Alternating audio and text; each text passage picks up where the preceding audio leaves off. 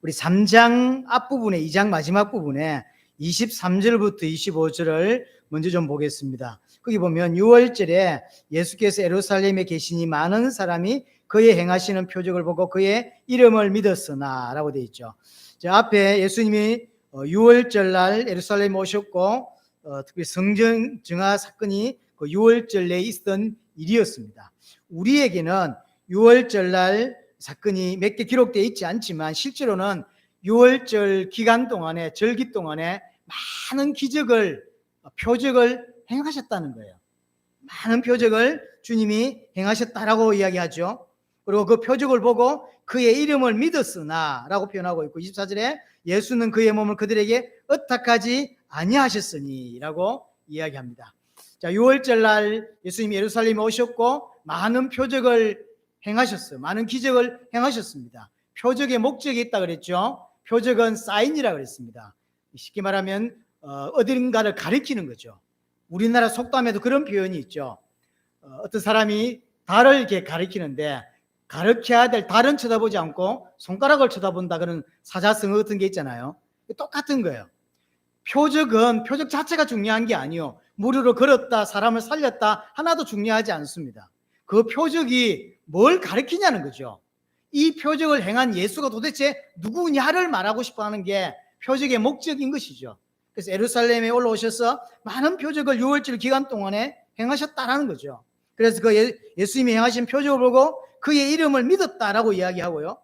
그런데 24절에 믿었긴 했지만 예수는 그의 몸을 그들에게 의탁지 아니했다라고 하죠. 의탁하다란 말이 믿는다란 말과 같은 단어예요. 이제 근데 왜 의탁이라고 우리는 번역을 했냐면 그들에게 믿을 만큼 그들에게 의지하지 않았다라고 하는 말인 거죠. 그러니까 똑같은 단어예요. 앞에 믿었다라는 단어가 나왔죠. 뒤에 의탁했다는 말과 같은 단어입니다. 쉽게 말하면 예수님은 그들의 믿음을 믿음으로 보시지 않았다라는 단어죠. 분명히 믿는다고 고백했어요. 많은 사람들이 따라옵니다. 이때 예수님이 그들의 믿음을 믿음이라고 쳐주지 않았다는 거죠. 왜 그러냐면 25절에 그런 표현이 있죠. 아니 24절에 이는 친히 모든 사람을 아시며 예수님은 결국 하나님이죠. 그래서 이 사람들의 믿음의 상태를 전부 다 정확하게 알고 계신 거예요. 표적을 보고 수많은 사람들이 따라오는 중에 있습니다. 예수님은 지금 이 시대에 가장 핫합니다. 그래서 관심 없는 사람들조차도 예수님이 기적을 행하시니까 따라옵니다. 그래서 예수를 믿고 고백하고 주라고 말하고 있습니다. 하지만 예수님은 그들의 믿음을 믿음이라고 쳐주지 않는다는 거죠. 자, 이 사건과 연결되어서 나오는 사건이 오늘 3장 1절에서 15절 니고데모 사건이에요. 동떨어져 있는 사건이 아니라 굳이 이 23절부터 25절을 기록하고 니고데모 사건을 연결시키냐면 같은 의미라.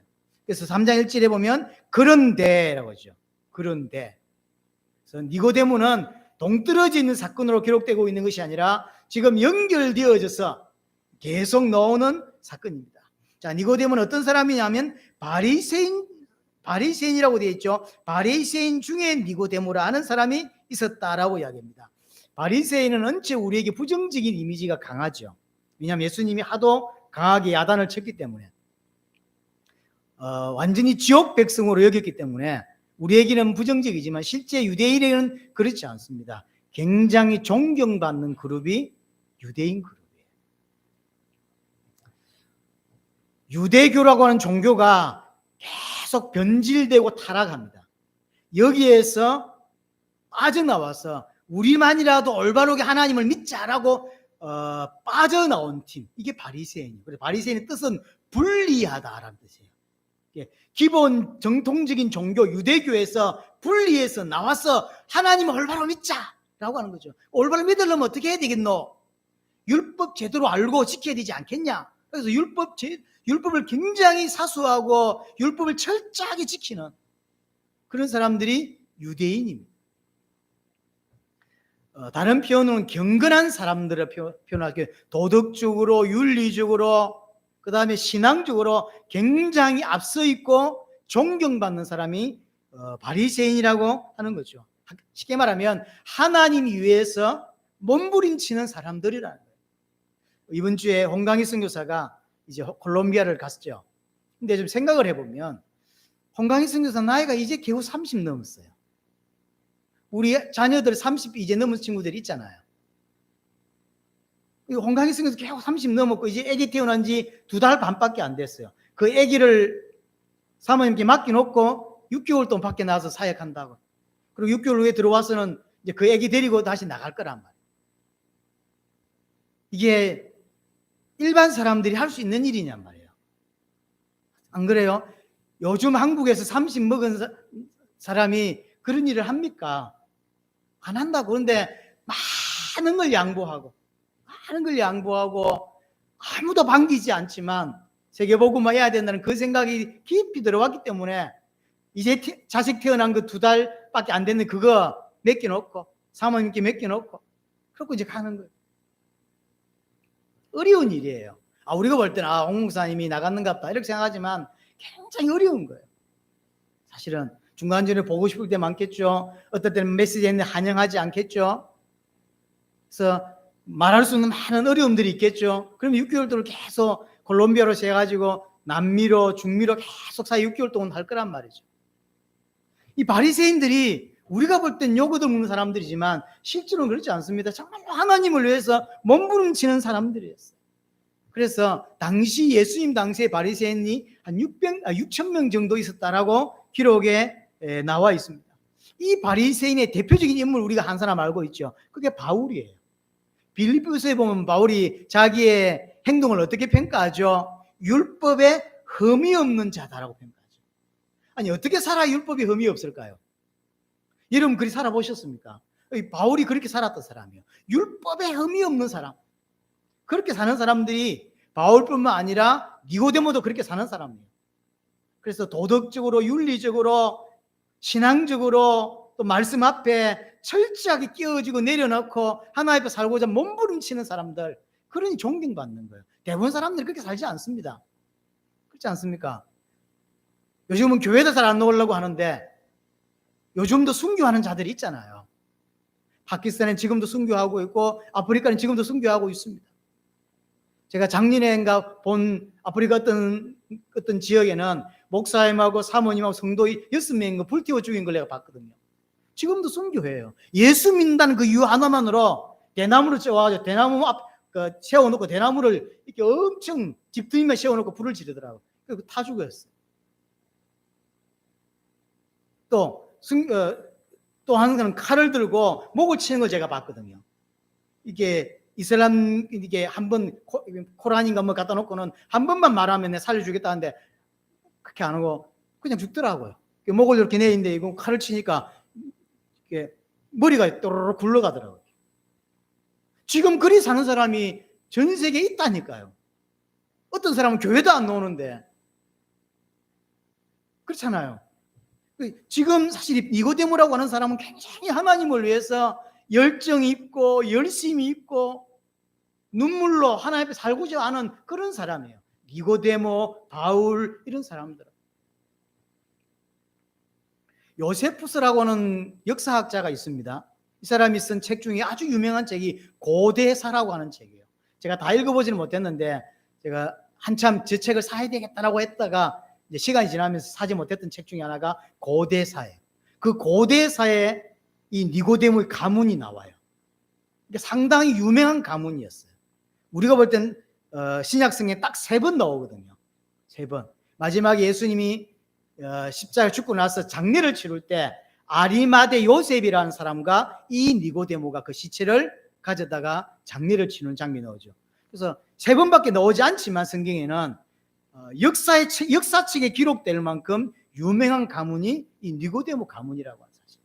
또 하나 부자였던 것 같아요. 왜 그러냐면 예수님이 장례를 치를 때 아리마대 요셉과 함께 모략과 함께 침향 100리트라를 가져왔다 그랬어요. 굉장히 비싼 거예요. 모략과 100리트라를 가져왔는데 100리트라는 정확히 얼마 정도인지 모르겠는데 보통 1리트라를 한 300~400g이라고 해요. 이게 굉장히 비싸요. 엄청난 돈을 들여서 예수님이 장례를 치러요. 부자였던 것 같아요. 또한 오늘 보면 유대인 지도자라고 되어 있죠. 1절에 유대인 지도자, 거기에 각주가 나와 있죠. 제 성경에는 2번이라고 되어 있는 각주가 나와 있는데 2번에 가보면요, 사내들인 공회원이라고 되어 있죠. 유대인 지도자인데 사내들인 공회원이라는 거죠. 사내들인 공회원이 뭐냐면, 우리나라는 입법, 사법, 행정이 분리되어 있습니다. 상권이. 그러나 유대인은 이 세 가가 합쳐져 있어요. 입법, 사법, 행정권을 다 쥐고 있는 단체가 상해드린 공회원이요. 보통 목사님들이 국회의원 정도 된다라고 하는데 국회의원하고 비교할 수 없습니다. 국회는 입법부잖아요. 입법부에 300명 중에 1명이지만 우리나라에는 당시 유대인은 71명의 대표자가 있어요. 이 사람이 입법, 사법, 행정을 다 틀어지고 있어요. 쉽게 말하면 사람의 생사 여탈권을 다 쥐고 있는 사람이 이 사람들 말 한마디면 예수의 목도 치고 어떤 사람의 목도 쳐버려요. 이 세 권을 다 쥐고 있기 때문에 굉장한 힘이 있는 사람이죠. 자, 부자죠. 그 다음에 아주 종교적으로 하나님 앞에 살고자 말부둥 치는 아주 그런 사람이죠. 그 다음에 공회원이죠. 아주 쉽게 우리나라로 따지면 대통령 이상의 권력을 가지고 있는 그런 사람이죠. 나중에 예수님이 보면, 예수님이 이 니고데모에 대한 평가를 뭐라 하면, 니는 이스라엘 선생이면서, 이런 표현을 쓰죠. 그건 그냥 말이 아니에요. 예수님이 선생이라고 말한 의미는 똑똑하다는 거죠. 그러니까 이런 걸 갖추었어요. 자, 유명한 가문이죠. 엄청 부자죠. 똑똑한 공부를 했죠. 종교적으로 빠지지 않죠. 율법 철저하죠. 바울 같은 인물이라니까. 여기다가 사내들인 공회원이에요.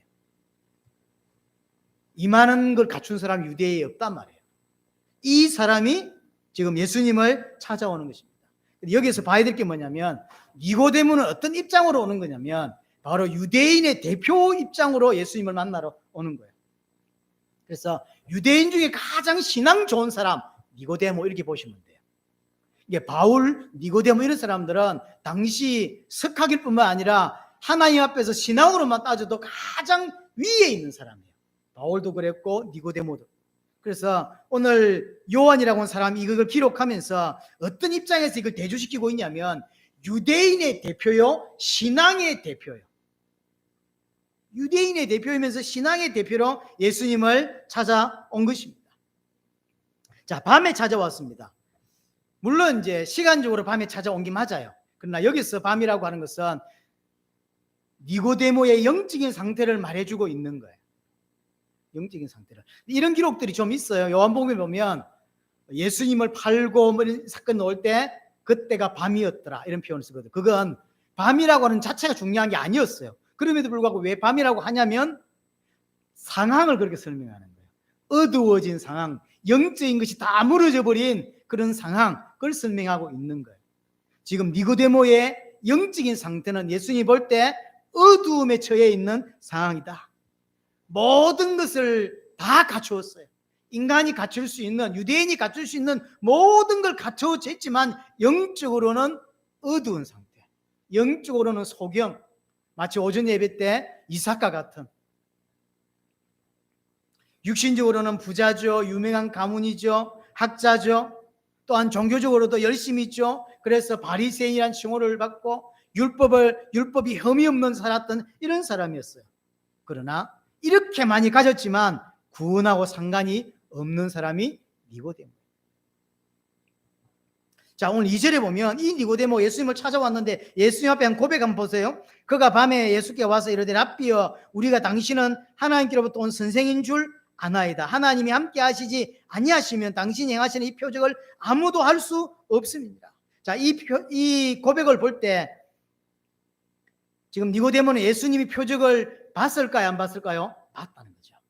예수님이 행하신 많은 성경에 기록되어 있는 많은 것들을 봤다는 거죠. 나름 정말로 하나님 발부둥치고 있는 사람이 지금 가장 핫한 예수님에 대하여 소문을 들었고 그 다음에 그 예수님이 행하시는 표적을 봤어요.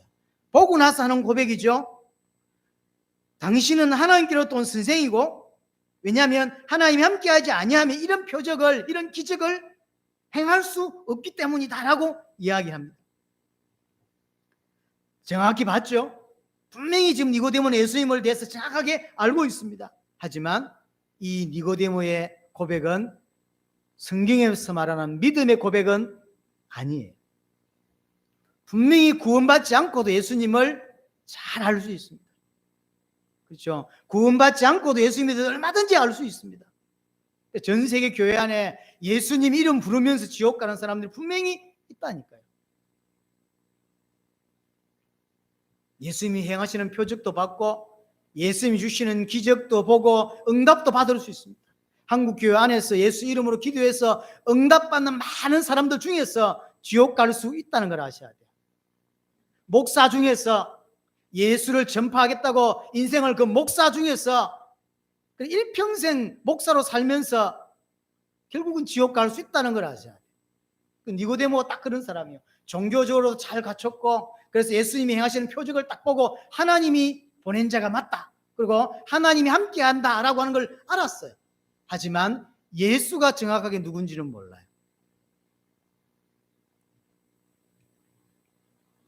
지금도 교회 안에 이런 사람이 분명히 많이 있다고 하는 거죠. 그래서 예수님은 표적을 보여줍니다. 이유는 예수를 그리스도로 믿게 하려고. 그래서 수많은 사람들이 표적을 봤습니다. 보고 믿었냐면 생각보다는 아니라는 거예요. 그렇죠? 생각보다는 안 믿었어요. 오늘 2장 마지막 부분에 나와 있던 6월절에 행하신 수많은 표적을 행했지만 그 표적을 보고 예수를 그리스도로 깨닫지 못했다. 니고데모 또한 그 표적을 봤지만 예수님을 정확하게 누군지 구원받을 수 있는 믿음으로 가지 못해요. 하지만 이 땅의 수많은 교회들은 니고데모 같은 현재의 니고데모 같은 믿음의 상태는 얼마든지 있을 수 있어요. 예수님에 대해서 잘 알고 성경에 잘 알고 어떤 사람은 기적도 맛봤고 어떤 사람은 응답도 못 보고 하지만 그것이 구원의 기준은 분명히 아니라고 하는 사실이죠. 이때 예수님이 하십니다. 3절에 예수께서 대답하여 이르시되 진실로 진실로 너에게 이르노니 사람이 거듭나지 아니하면 하나님 나라를 볼 수 없느니라. 이 니고데모가 이게 아주 좋은 고백을 딱 하니까 예수님 막바로 하는 말이 뭐냐면 거듭나야 한다. 거듭나지 아니하면 하나님 나라를 볼 수 없다. 이 말은 니고데모는 거듭나지 않았다. 니고데모의 가장 시급한 것은 다른 것이 아니라 거듭남이다 라고 하는 거죠. 네가 거듭나야만 하나님 나라를 볼 수 있다 라고 하는 거예요. 니고데모는 상당히 당황했습니다. 왜 그러냐면 바리새인이요. 누구보다도 하나님 앞에서 열심히 있는 사람이고 주를 위해서 인생을 걸었던 사람이 니고데모예요.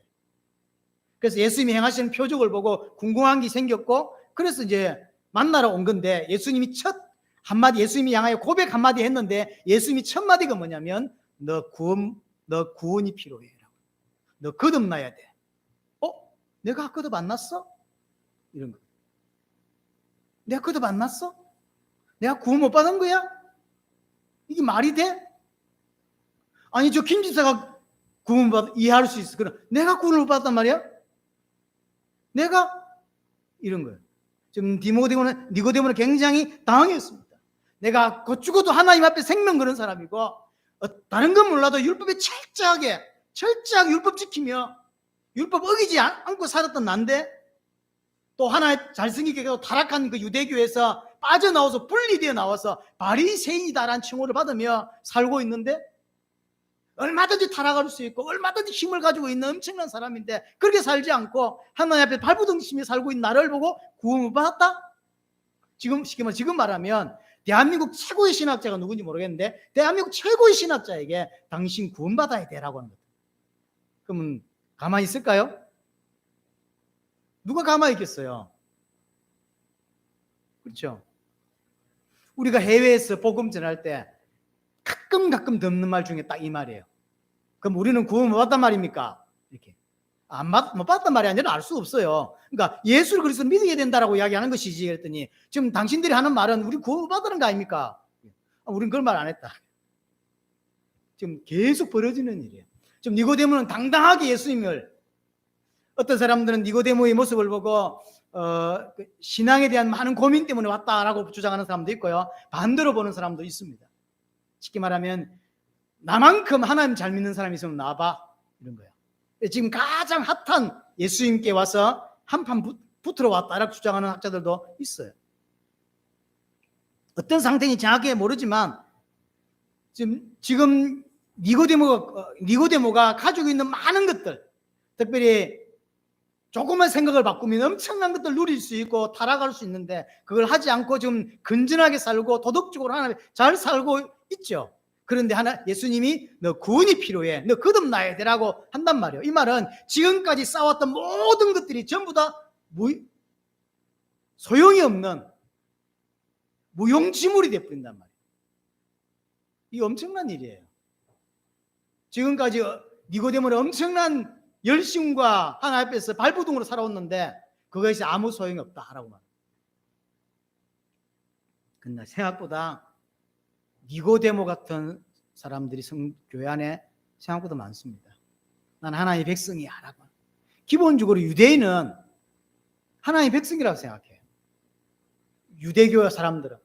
거기에서 더 빠져나와서 개혁하고 발부둥 치는 사람들이 바리새인인데 예수님이 너 구원 못 받았으라고 이야기하거든.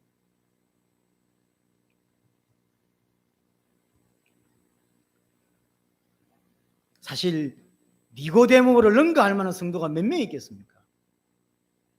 우리는 여기서 깊이 고민해 봐야 돼요. 니고데모처럼 알고 있는 성도들이 예수님에 대해서 알고 있는 수준이 니고데모 수준인 사람들이 너무 많을 것이고, 이걸 한 줄로 쓴다면 사실 니고데모보다 신앙이 더 좋을 수 있는 사람이 전 세계 기독교인 중에 몇 프로 있을까요? 니고데모보다 믿음이 좋을 수 있는 사람이, 니고데모의 고백을 할 수 있는 사람이, 니고데모보다는 못한 사람들은 구원 받은 거지. 사실은 따지면 최소한으로 니고데모보다는 믿음이 좋아야 구원 받는 거 아니냐고요. 과연 전 세계 기독교인들을 니고데모하고 비교했을 때 니고데모보다 나을 수 있는 사람이 몇 프로 있겠냐고요. 근데 니고데모는 구원 못 받았거든요. 물론 끝까지 구원 못 받았냐 그건 모르겠어요. 그래서 마지막 장면을 보면, 예수님의 장례를 치는 장면을 보면 구원 받았을 가능성이 충분히 있다라고 여깁니다. 왜냐하면 예수님을 장례를 치르고 돕는 걸 보면 그 당시 예수를 잘못 도우면 어떻게 되죠? 죽어요. 그리고 자기의 모든 그 권력 이런 거 다 내려놔야 돼요. 그것을 감수하고도 한다는 것은 그 모든 것보다 더 가치 있는 걸 잡았다는 거 한 거죠. 그렇잖아요. 니고데모가 갖고 있는 인생이 가지고 있는 것보다 더 가치 있는 게 뭐겠냐고. 그게 신앙인 거죠. 그런 의미에서 니고데모 마지막에 구원을 받았을 가능성은 있습니다. 성경은 기록하지 않기 때문에 몰라요. 그러니까 성경은 그런 걸 기록하는 책은 아니거든요. 누가 구원받았다고 설명하는 책이 아니에요. 구원을 위한 책이지 누가 구원을 받았다, 그래서 아담이 구원받았는지 안 받았는지도 설명해 주지를 않는단 말이에요. 니고데모도 못하죠. 니고데모 따라갈 수 없죠. 겨우겨우 교회 다니는데, 겨우겨우 기도하는데 1년에 성경을 한도 가기도 어려운 이 땅에서 그 니고데모에게, 또 오늘 니고데모 같은 우리에게 예수님이 하시는 말씀이 거듭나라 하라고 해요. 거듭나라. 그리하면 하나님 나라를 볼 수 있다라고 하는 거죠. 니고데모는 분명히 예수님의 표적을 보고 왔어요. 하지만 표적을 봤지만 제대로 못 봤다는 거예요. 지금도 이 땅에 많은 기독교인은 성경 들고 많은 것들을 배우고 알지만 진짜로 못 보는 케이스가 분명히 있습니다. 그렇죠? 진짜로 못 보는 거죠.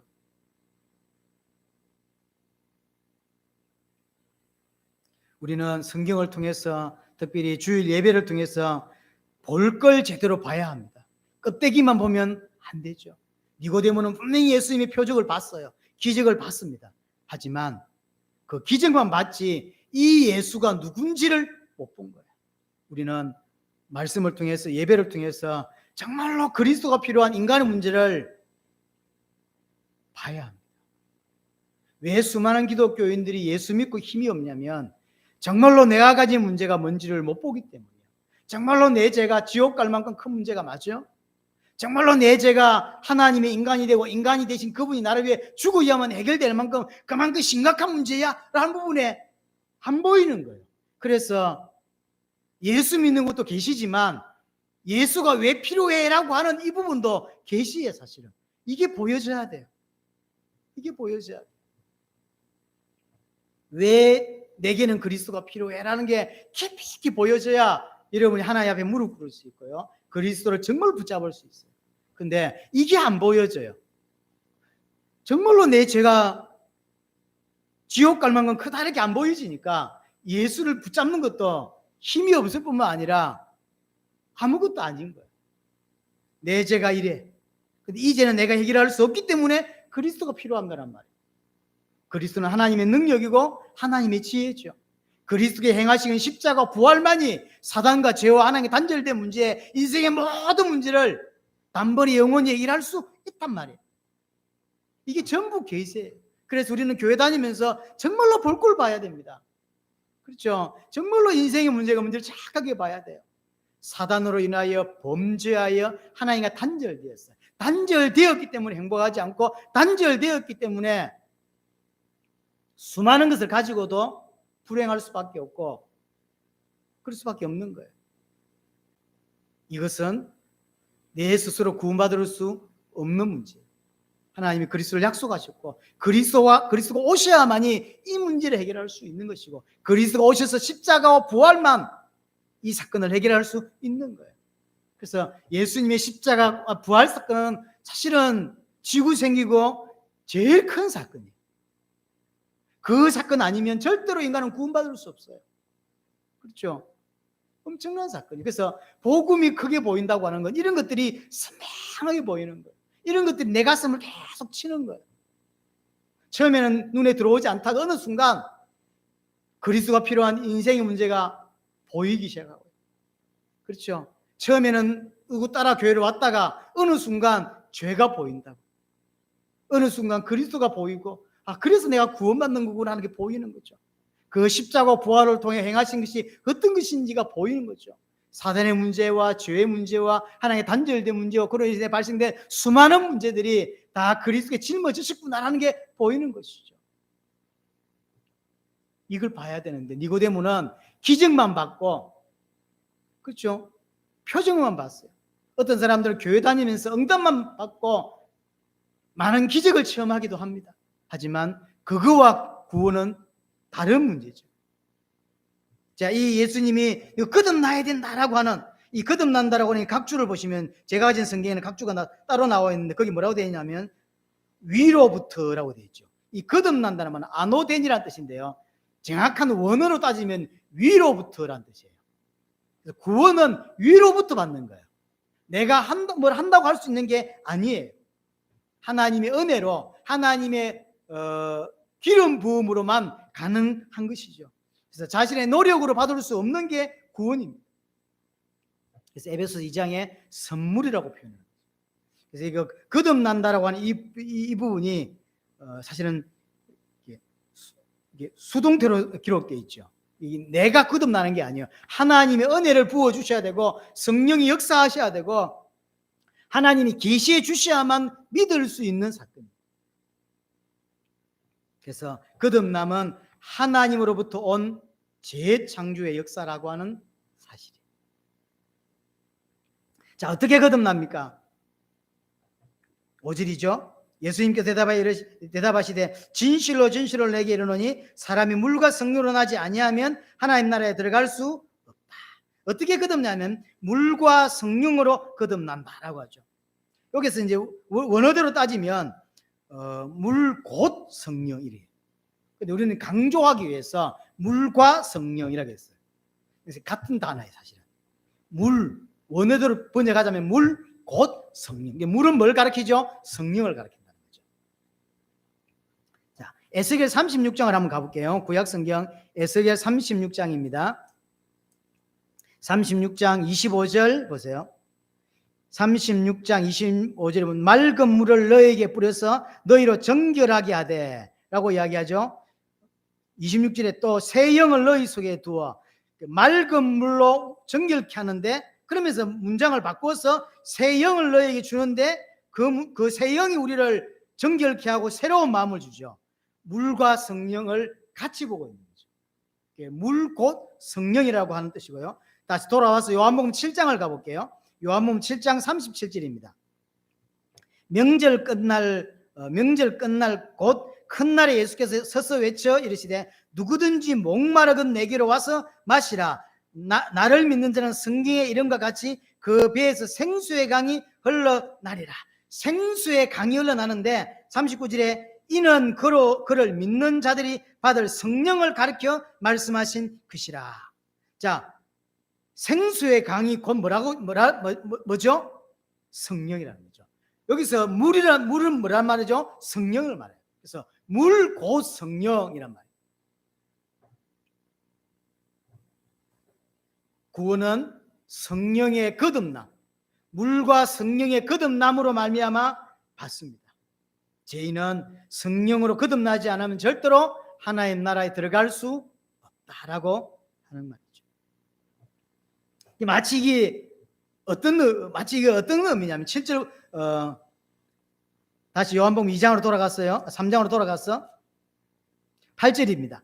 바람이 이위로 불며 내가 그 소리를 들어도 어디서 와서 어디로 가는지 알지 못하나니 성령으로 난 사람도 다 그러하니라.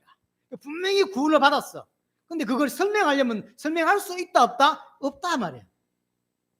바람이 불었어요. 바람이 불었다는 건 알았어요. 흔적이 남으니까. 왜죠? 내 머리카락이 넘어버려. 그 다음에 뭐가 넘어지고 공기가 뒤집어졌어요. 그래서 바람이 불었다는 건 확실하지만 그걸 증명해 바르면 증명할 방법이 없어요. 어디로 와서 어디로 갔는지 알 수가 있어야지. 내가 구원받은 게 그렇다는 거예요.